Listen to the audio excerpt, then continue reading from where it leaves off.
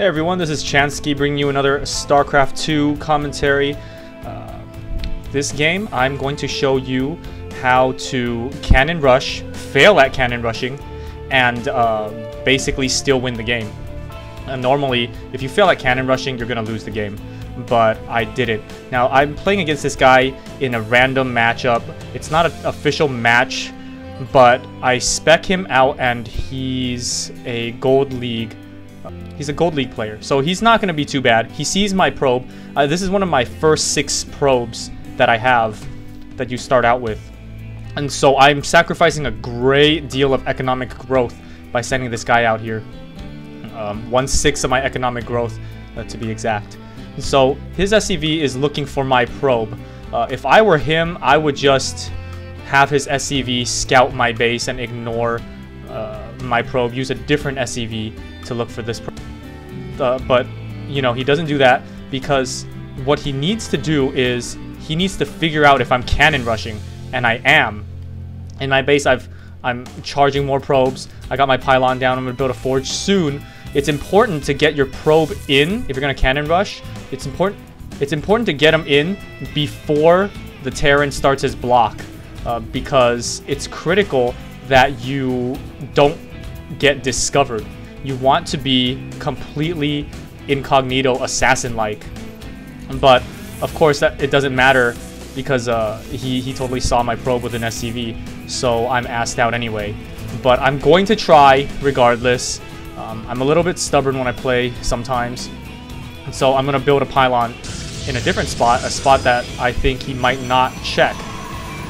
Now, I've got a forge going down already. And he's going to discover my pylon, and this is going to be the end of my cannon rush. I'm going to try anyway. I'm going to try to attack his SCV, try to get his health low or something, maybe even destroy one. I didn't cancel my pylon. I let it build, which means I'm 100 minerals committed. And like I said, I'm a bit stubborn. Once I get committed to something, it's hard to change my mind about it. So I'm going to attack this SCV. He's actually pretty decent with his micro. He hurts my probe quite a lot. So I decided to change my tactic, build some cannons, but I lose my probe. And he's got a marine out already. So I cancel my cannons. My strat is screwed. I'm out the probe. I'm out the cancellation of the 2 cannons, and I'm out 100 minerals for this pylon. And he's not out too much. He's out a little bit of mining time with his SCVs, but hopefully I screwed up his tempo.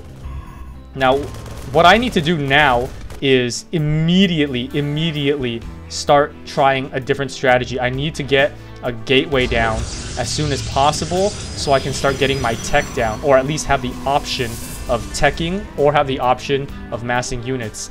So I'm going to build gateways at my choke, and I'm going to limit the choke. This isn't actually very effective against Terrans. It's effective against Protoss and Zerg because Protoss and Zerg have Zerglings and Zealots in the beginning of the game. Now, if you notice, I built these gateways kind of with just the diagonal like path between them. There's only this tiny path. Certain units can get through. A lot of larger units cannot. Like Hellions won't be able to get through, but Marines will. So what I'm going to do, and I kind of screw up here because I miscalculate how much money I'm going to have. I should build cannons on this location and this location, which will cover the ramp.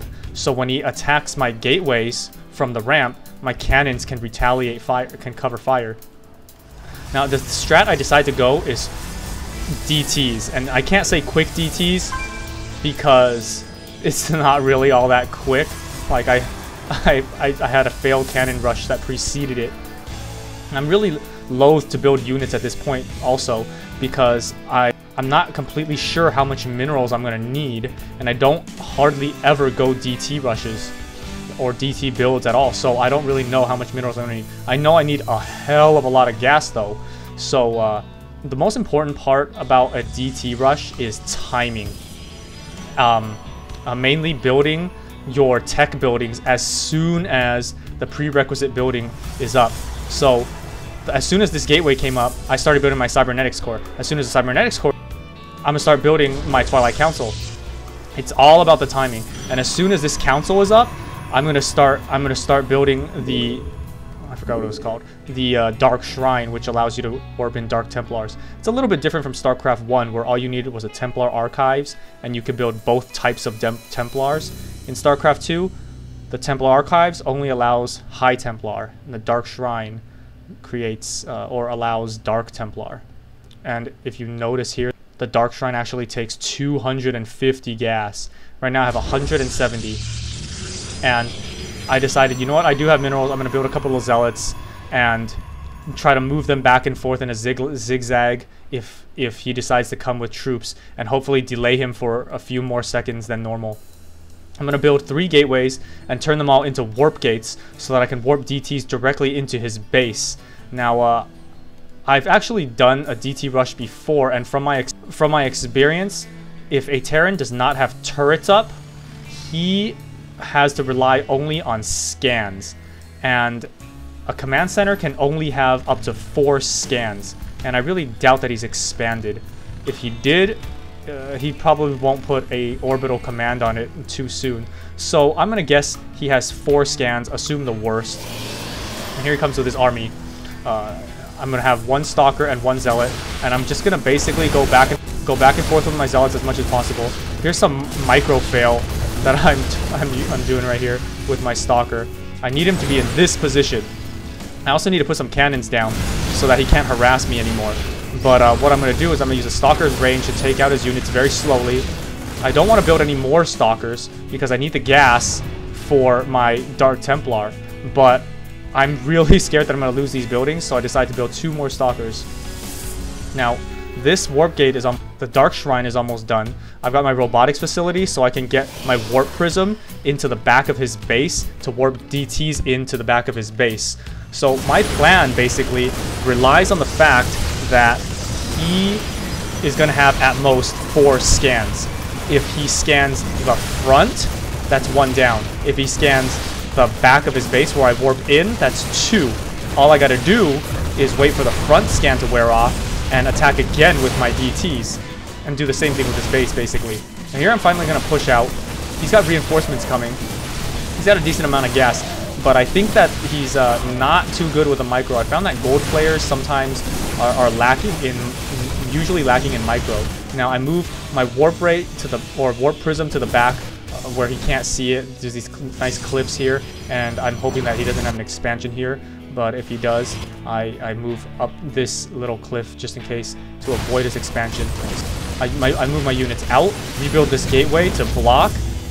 Because he went Hellions, I'm pretty sure he's gonna go for probe raping. And building your gateways this way with only the diagonal allows zealots and marines through, but not Hellions, which is hilarious because I've got cannons up now, and he can't do anything for a while until he can take down those cannons with tanks.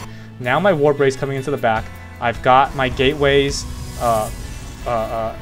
turned into warp gates already, and I went into or whatever mode this is called, to give this tiny little, you can see this mini pylon energy area, and I'm going to move my DT straight into this SCV area and one-shot all his SCVs. One change that they did with SCVs is that they moved their HP down to 45. It used to be 60 in StarCraft 1. Now it's 45, and I think it's so that DTs can one-shot SCVs, since DTs now do 45 damage rather than 40 damage. Now all his SCVs are gone. He did not even have an orbital command, so he couldn't even scan, so he's totally screwed now. I warp in a couple more DTs. I'm going to use the DT that I had in my base to push out because I know he's got no scanner unless he's built a starport and put a tech add-on to it. And I'm going to go stalkers. The reason I don't want to keep making DTs is because I've already succeeded in using my DTs. It's pointless to continue using the same trick over and over, because if he somehow miraculously survives, then my whole entire army is screwed, because my whole entire army consists of DTs, which he now has counters for. So just in case he makes some kind of crazy comeback, which he doesn't because he just left the game, but just in case he does, I'm going to switch to something that's a little more versatile. I've switched to stalkers. I'm going to start upgrading Blink soon, and I'm going to start spamming in stalkers and holding him back with DTs as long as possible until I see whatever counter he's trying to use.